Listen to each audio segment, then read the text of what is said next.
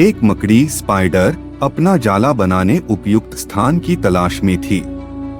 वह चाहती थी कि उसका जाला ऐसे स्थान पर हो जहां ढेर सारे कीड़े मकोड़े और मक्खियां आकर फंसे। इस तरह वह मजे से खाते पीते और आराम करते अपना जीवन बिताना चाहती थी। उसे एक घर के कमरे का कोना पसंद आ गया और वह वहां जाला बनाने की तैयारी करने लगी। उसने जाला बुनना शुरू ही किया था कि वहां से गुजर रही एक बिल्ली उसे देख जोर जोर से हंसने लगी। मकड़ी ने जब बिल्ली से उसके हंसने का कारण पूछा तो बिल्ली बोली, मैं तुम्हारी बेवकूफी पर हंस रही हूँ। तुम्हें दिखाई नहीं पड़ता कि ये स्थान कितना साफ सुथरा है। यहाँ न कीड़े मकोड़े हैं, न ही मक्खियाँ। तुम्हारे जाले में कौन फंसेगा?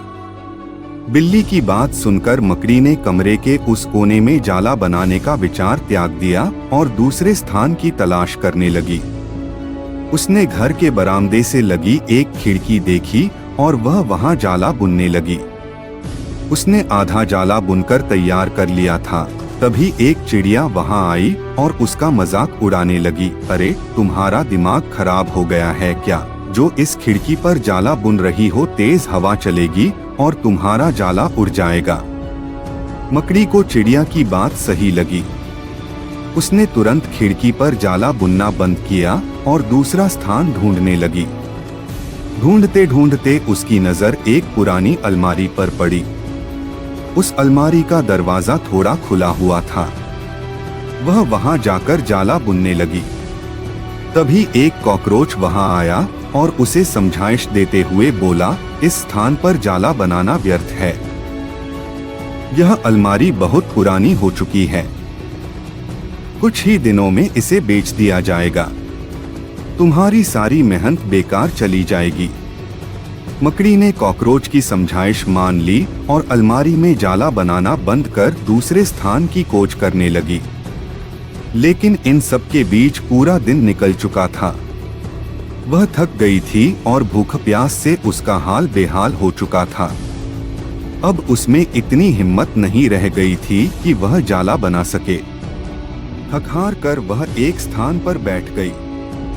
वहीं एक चींटी भी बैठी हुई थी। थकी-हारी मकड़ी को देख चींटी बोली, मैं तुम्हें सुबह से देख रही हूँ। तुम जाला बुनना शुरू करती हो और दूसरों की बातों में आकर उसे अधूरा छोड़ देती हो। जो दूसरों की बातों में आता है उसका तुम्हारे जैसा ही हाल होता है। चींटी बात सुनकर मकड़ी को अपनी गलती का एहसास हुआ और वह पछताने लगी।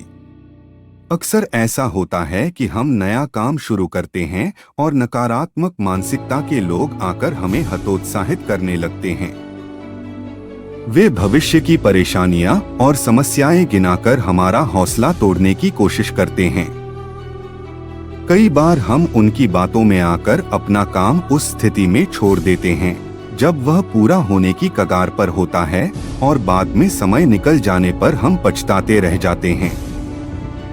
आवश्यकता है कि जब भी हम कोई नया काम शुरू करें तो पूर्ण सोच विचार कर करें और उसके बाद आत्मविश्वास और दृढ़ निश्चय के साथ उस काम में जुट जाएं। काम अवश्य पूरा होगा। जीवन में सफलता प्राप्त करनी है तो लक्ष्य के प्रति ऐसा ही दृष्टिकोण रखना होगा।